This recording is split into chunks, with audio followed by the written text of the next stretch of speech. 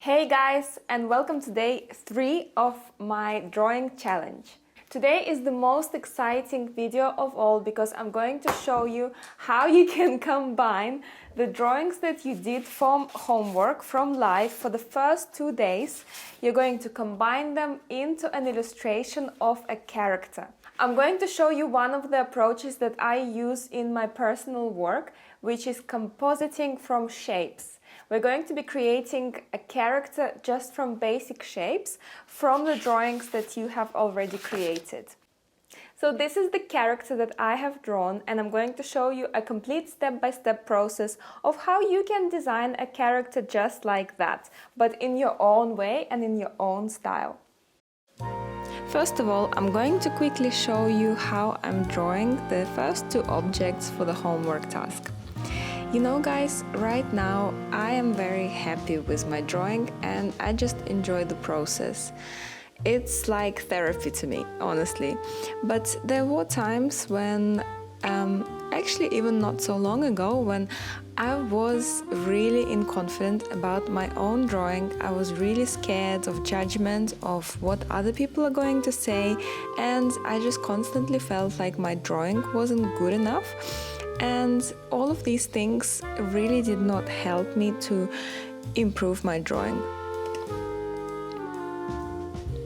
To me, drawing, first of all, is about expressing myself, and as long as I can place every line where I am personally happy with it, this means success to me. So I don't mind if my drawing is not realistic or it's not following some classical drawing rules. It doesn't matter to me because I'm just happy when I'm able to express myself exactly how I intended. I really hope that you find the lessons in this challenge useful because these are the approaches that helped me to get to the place where I am now. And now I'm going to show you how you can combine these 2 objects and create an interesting children's illustration with them. What I really like to do is to design from simple shapes. So the first step that I am using is I quickly redraw the drawings that I have drawn from life and kind of simplify them into more simple shapes. So I leave out most of the details and I just look at the bigger picture and what shapes this object is made of. I'm gonna say it time and time again, your illustration doesn't need to be exact, it doesn't need to be perfect, it just needs to be the way that you are happy with it. And it needs to show some character. I think the character is really important. Like when I looked at the sketch that I have just created, I tried looking for some characters in these 2 drawings. And I saw that the coffee maker on the right looks a little bit like a bird. Because it looked like a little bird with a beak, and I decided that I can develop a bird character that could be suitable for a children's book or maybe for even greeting card. And I decided to combine the 2 shapes that I see in front of me. The top one is from the coffee maker from the right, and the circle is from the cup on the left. And you can see that the feet of the bird are also the feet of the coffee maker.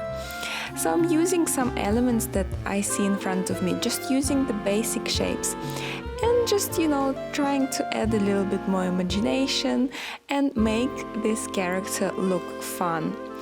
In my own illustrations, I always want to create something that's a bit different from what you see around, because you have to stand out. I really don't like illustrations that all look the same and are all done in one style by many different illustrators. I think that if you want to be an illustrator, you need to know your own personality. You should show it, and this is going to make your portfolio stronger. So I'm happy with this first character that I have created, but now I'm going to try another one just to play around and experiment. And this is another thing that's really important. Don't be afraid to explore. So many people just start drawing, they just draw one image and they think this is it. And then they feel like they don't want to try again. And I'm telling you, it's not that you're lazy. Laziness has nothing to do with it. It's just that some people find it scary, to experiment and explore. Because what if it doesn't turn out okay? What if it's not right? What if it looks ugly? Well, don't worry about it looking ugly. Just try.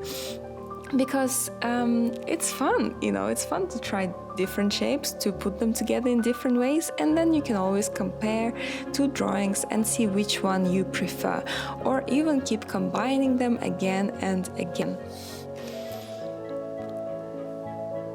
Don't feel like you have to follow any specific rules at this time. Just enjoy doodling, enjoy creating a character, giving life to your imagination, because this is really why we're doing illustration. Well, I'm quite happy with the result, and now I'm going to go ahead and just take a picture of it and edit it on my iPad, because I enjoy creating illustrations on iPad a lot, and if you have an iPad, you're also welcome to use Procreate or Adobe Fresco. I personally prefer Adobe Fresco because it has really great watercolor brushes, and go ahead and just trace the image and make it into a finalized illustration. When I was starting out to draw, when I was starting my career in illustration, I was 16 years old and I never planned to become an illustrator. So when I started drawing, I felt really confident and I was really not happy with my drawing. I used to tear the paper apart, throw it in the bin, and beat myself up. And I was like that for a long time, probably 10 years, until, suddenly I understood that part of it was not to do with my drawing skills at all. Part of it was to do with my psychological state and just the way that I was too critical of myself in general. So all of the approaches that I have taught you in this drawing challenge and that I'm going to teach you on the Find Your Style drawing course, if you want to join me, they're all based on my own journey and on the things that I personally found useful as an unconfident person to turn it around and just become much happier artist, much more successful artist. And now I work with top publishers and I'm represented by an illustration agency of my dreams. So I am sure that these approaches will help you too.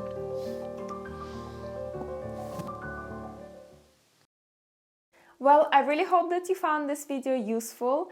And if you want to learn more, if you want to immerse yourself into the world of illustration, if you want to get my tips that I personally use as a working illustrator, if you want to learn lots of cool drawing approaches to be able to sketch in a loose, sketchy style and be happy with your drawing, be confident about your drawing, then I'm waiting for you on my course, Find Your Style 2.0.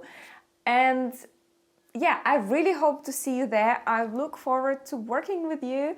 And yeah, let me know your results. I want to see your characters. So do tag me on Instagram and I'm going to give some of you a little crit. So I will choose a few photos and I'll give you some feedback, which is a great opportunity, right? So look forward to seeing your work on Insta. And this is Anya, Illustration Girl. See you on my course.